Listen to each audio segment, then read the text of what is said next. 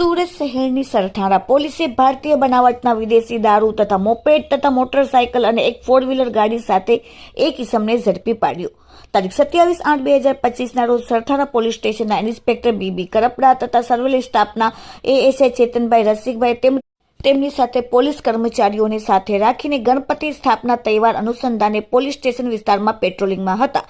તે દરમિયાન police inspector BB કરપડાઓને અંગત બાતમી મળેલ કે એક ઇસમ જે પોતાના કબજાની ગ્રે કલરની ટીવીએસ જ્યુપિટર મોપેડ જેનો નંબર GJ05NT7454 છે તેમાં ઇંગ્લિશ દારૂ લઈને સીમાડા તરફથી નીકળેલ છે અને સરથાણા ગોદાવરી સોસાયટી થઈ કાપોદ્રા જનાર છે.